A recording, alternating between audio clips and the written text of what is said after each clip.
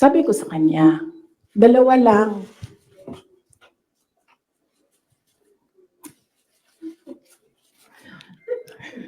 Para pantay. 2 lang.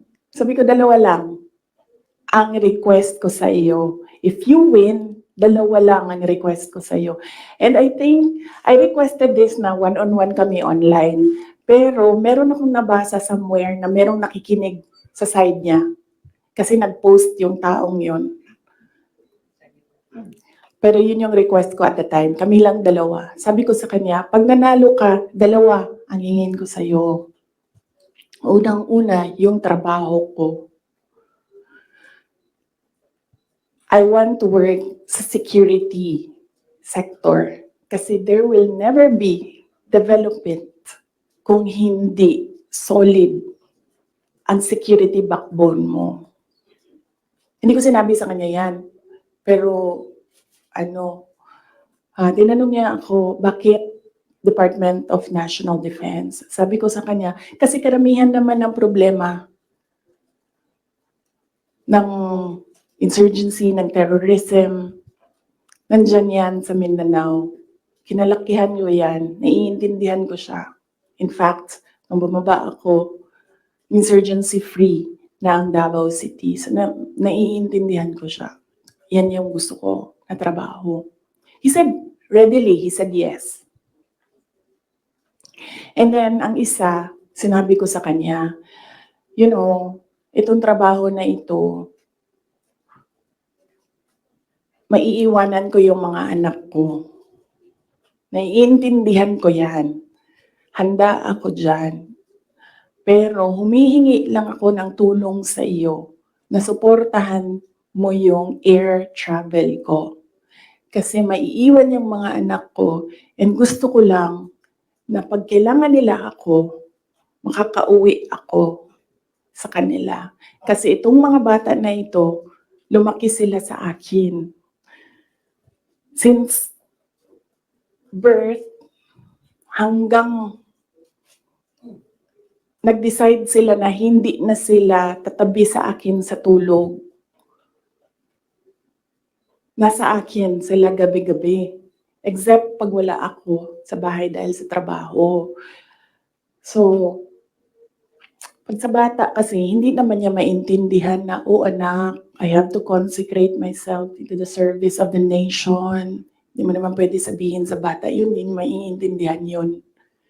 So sinabi ko sa kanya, supportahan mo lang yung air travel ko because I need to go home to my children.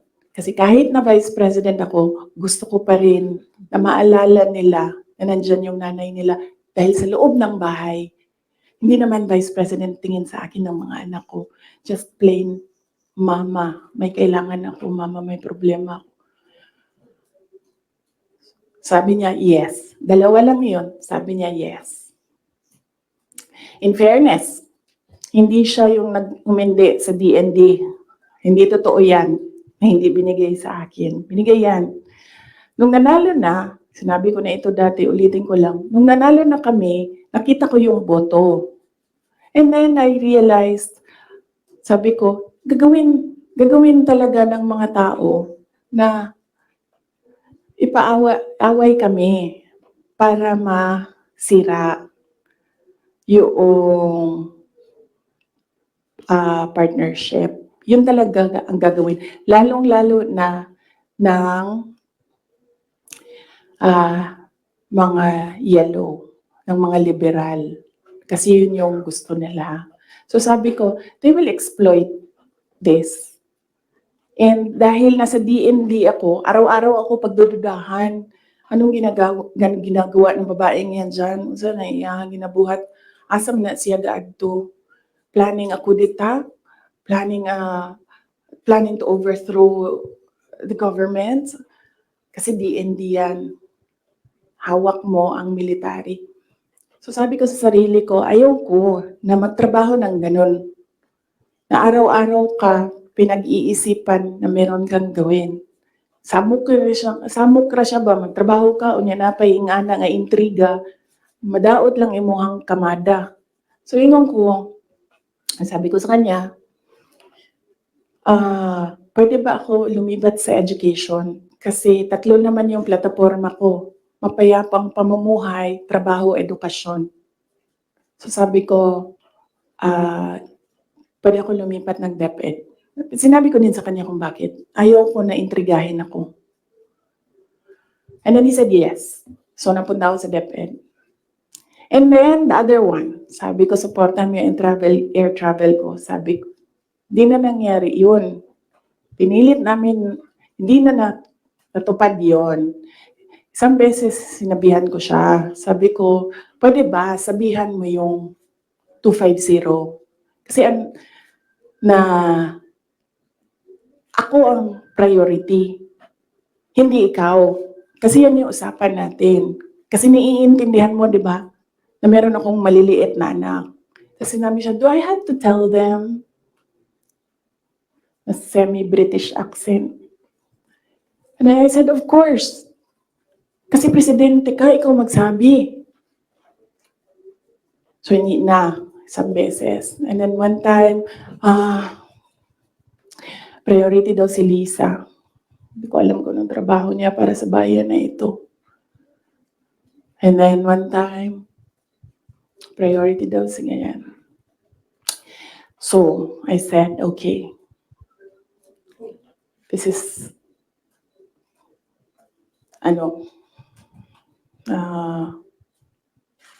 some form of insincerity. Okay, wala namang problema yan. Maliit na bagay lang yan kasi akin. Problema ko lang naman yan, di man yung problema ng bayan. Problema ba ng bayan? Paano ako babiyahe?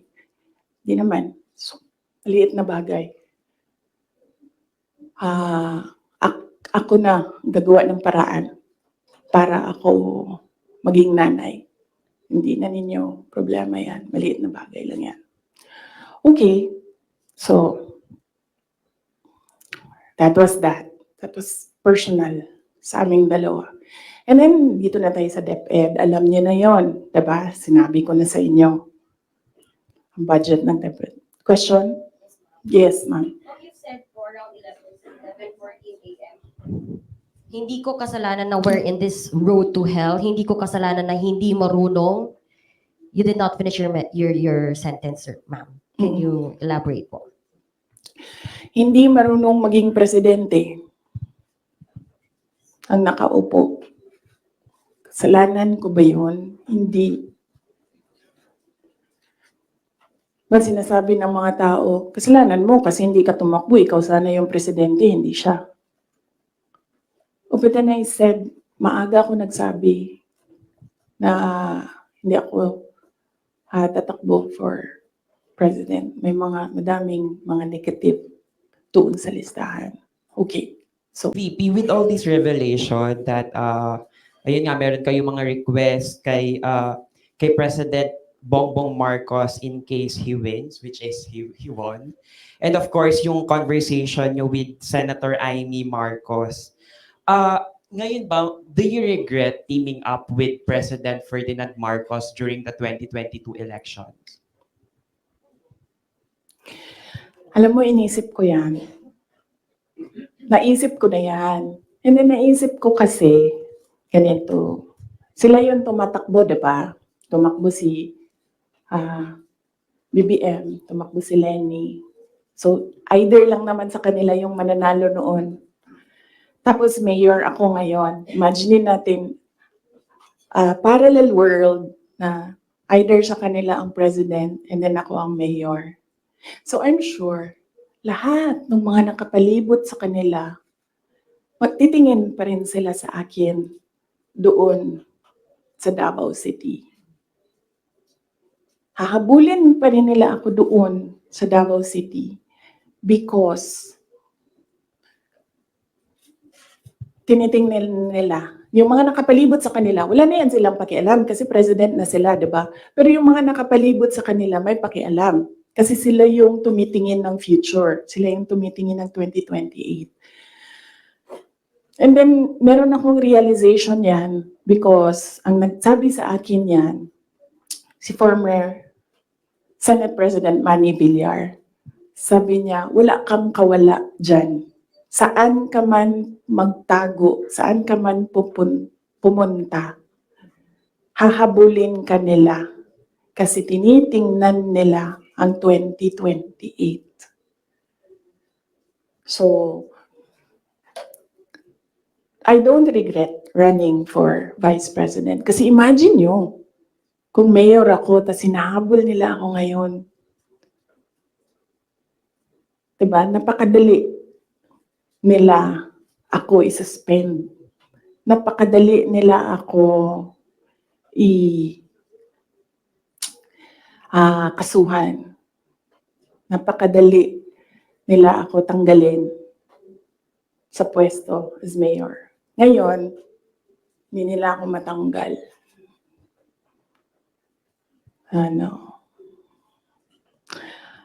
They can drag me to hell. Pagdating nila dun, ako pa rin yung presidente ng impyerno. Pahiram ako ng ballpen, lagyan ko lang ng note kung saan ako nag-stop kasi para alam natin saan tayo mag-start. Mamaya. Kung sinabi niyo po na hindi kayo nagsisi na tumakbo kayo for Vice President, pero nagsisi po ba kayo na nakipag-tandem kayo kay President Bongbong Marcos? Hindi man ako ni-request ni VP Lenny na tumakbong Vice President niya. No, hindi ko pinagsisihan yung pagtakbo ko as Vice President. And hindi ko din pinagsisihan na nakipag-tandem ako sa kanya. I'm sure merong rason ang Diyos kung bakit ako nilagay dito sa upuan na ito, sa ilalim ng seal na yan. Para rin siguro sa kanya, para kay BBM, or para sa bayan, hindi ko alam kung anong rason ng Diyos. Sometimes, or all the time, hindi natin nakikita ang rason ng Diyos. Nakukonect na lang natin siya kapag meron ng ibang nangyari sa buhay natin. Siguro, yun yung rason. Para, ganito, gawin ko, bullshitin ko sila ng bullshitin. Bullshit kayong lahat. Drag me to hell. Mark Macalalad. Good morning, Good morning. VP.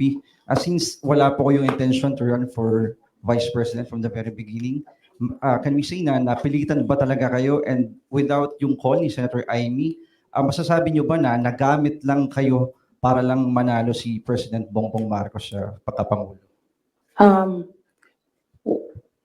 Napilitan, hindi. Very rational yung decision making ko sa pagtakbo as Vice President. Sinabi ko kanina. Ganon din ginawa ko. Nilista ko yung positive, nilista ko yung negative. Nandun yung positive, sinabihan ko yung pamilya ko. Tell me the negatives. So, ano yung isang tanong? Nagamit.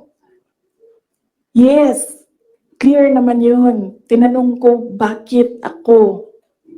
And then she said, matatalo kami ni Lenny kung hindi mo dalhon ang mga Bisaya.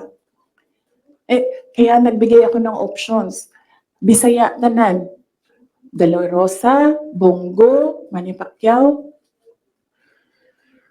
And then she said na hindi kakayanin. Except for Manny Pacquiao, hindi naman siya nagsabi na hindi kakayanin. Ang sinabi lang niya, nag-refuse si Senator Manny Pacquiao. So, of course, ginamit nila ako para manalo sila. Obvious naman yun. Gusto niyo makita yung survey? Hindi ko siya dala. Pero next time dalhin ko, and then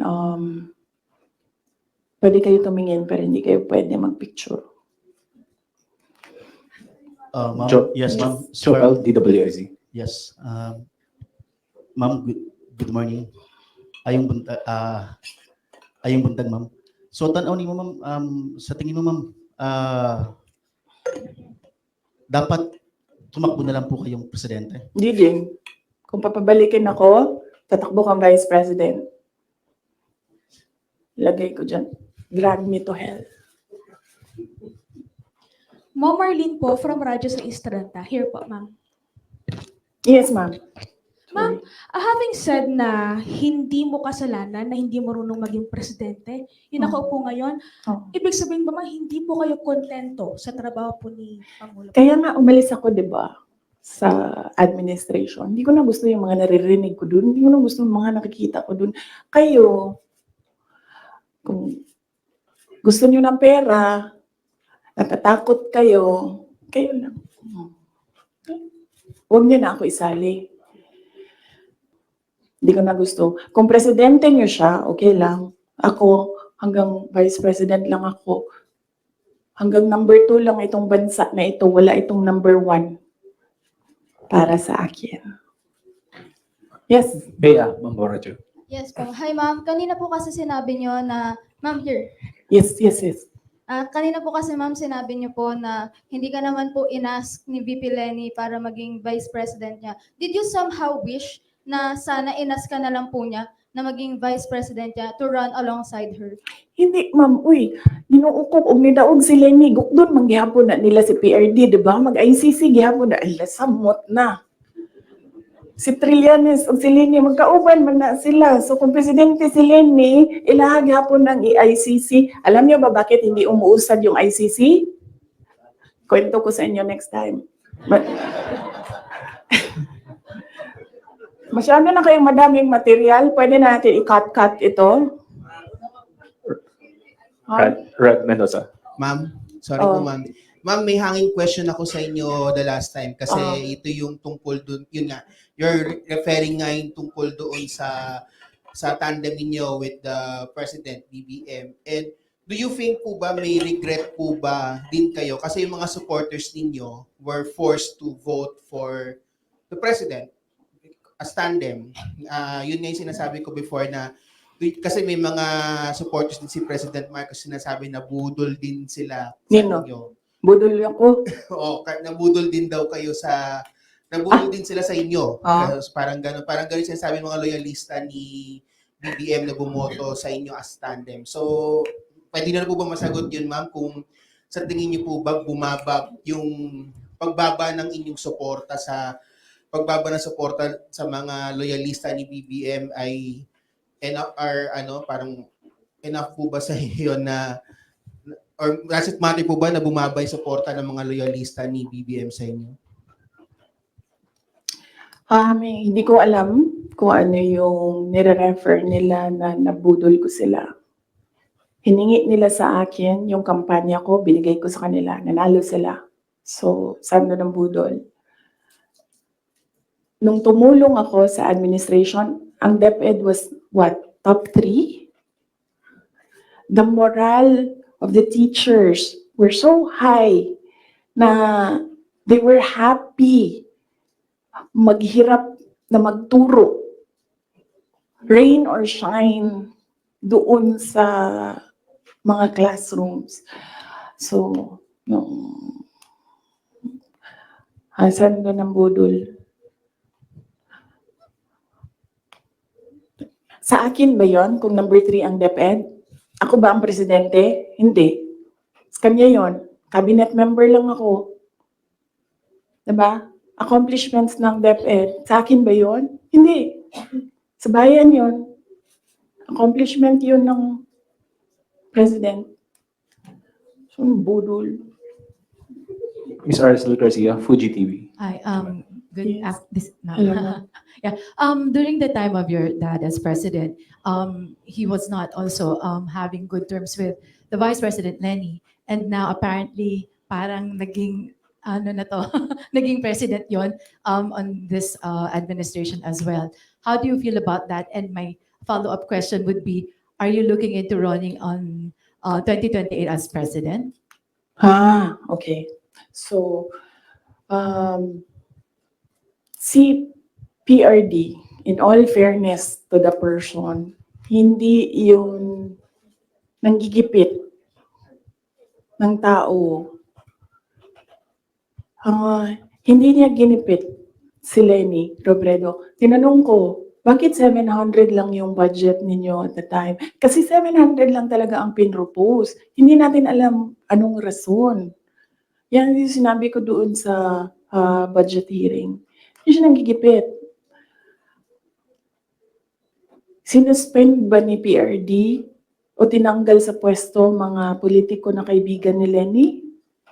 Lahat ng mga tumatanggap sa kanya doon sa iba't ibang lugar, nasuspend ba yun? Nawalan ba ng budget? Wala naman. I don't remember anyone ever complaining na naalis sila sa pwesto kasi kaibigan nila si Lenny Robredo. Wala. So, hindi yan siya mahilig manggipit ng kalaban. Kung maalala niyo, kalaban niya sa politika, hindi sa personal na buhay. Sa politika, si Speaker Nograles, never yon nagipit sa Davao City. Si Trillanes, yan. Mortal enemy niya si PRD. Si PRD thinks nothing of him. Pero, ginipit ba yun? Wala. Diba? Kita nga natin siya kung saan-saan. Kita nga siya sa kasamang